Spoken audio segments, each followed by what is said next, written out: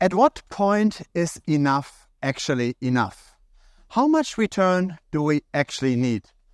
This kind of question is important because it has a direct implication on what kind of risk we are willing to take, or what kind of risk we should be taking. There are different kinds of annualized returns and annualized inflations that are relevant to answer this. For example, consumer goods tend to increase in price by roughly 3 to 4% per year. This is also how much wages tend to rise over time.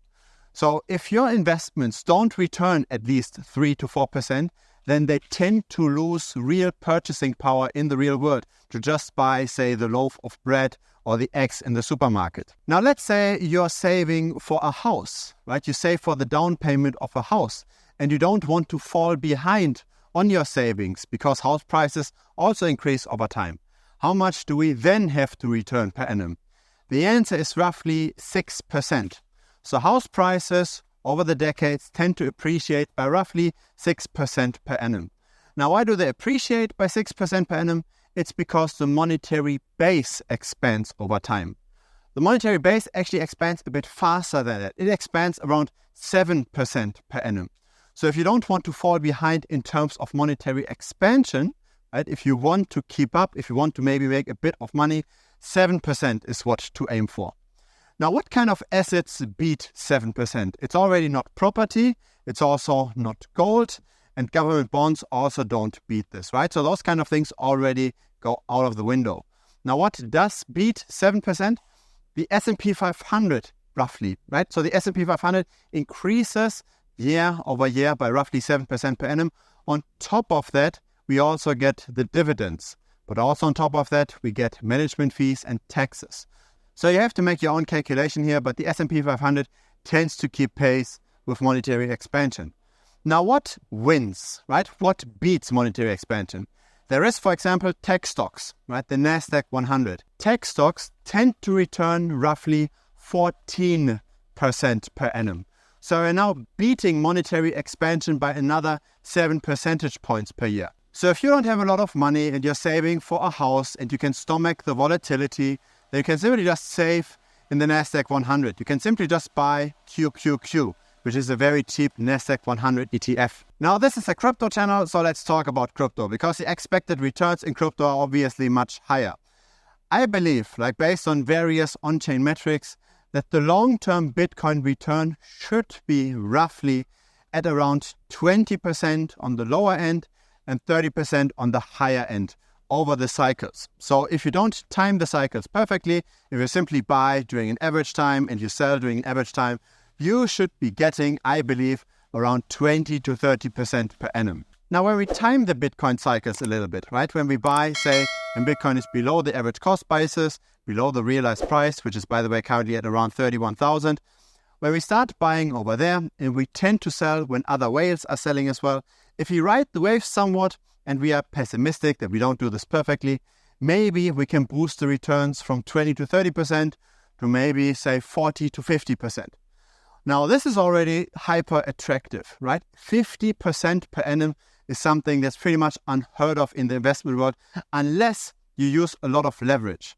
When you buy, say, property with only 10% down and then property prices increase by 6% per annum, then you also, on your equity made before fees, 60%. So it is possible with leverage. With Bitcoin, it's possible even without leverage if we time the market somewhat right. Now, the reason why most people get into crypto is not for 60% even. Most people are in crypto for the 10x returns and the 100x returns and maybe the 1000x returns, right? It's about the meme coins. It's about buying lottery tickets. But I'm not sure actually if this should be your main thesis in investing, because this is where I believe it moves from investing very much to short-term speculation, potentially even gambling. Now, why is that a problem? It's not an ethical problem. I think the main issue is that the money that we can deploy towards short-term speculation can only be much less compared to what we can deploy with investing. Because when we buy something for investing, then we believe that this asset will still be around in, say, 10 or 20 years, right? And because of that belief, we can buy the bottoms. And because of that belief, we don't really have to time the market perfectly. If we buy an asset, however, where we don't know if it will still be around in a month or two from now, then we can't risk a lot of money on this, right? We have to get the timing perfectly right. If we don't get the timing right, then we might simply just crash 80, 90%. And if you put half of your life savings into something like this, then you're just signing up to get crushed at one point, right? You can't do perfect bets multiple times in a row. So that's the issue with meme coin trading, right? It's hyper volatile. And the more volatile something is, the less we can potentially deploy. Now, what's the solution to all of this? Instead of just toying around with play money and trying to turn, say, 1 month of savings into 2 months of savings, instead of trying this, I believe the real solution is simply just to save, to simply just have more money that in the end, 40 or 50% per annum actually does matter to you.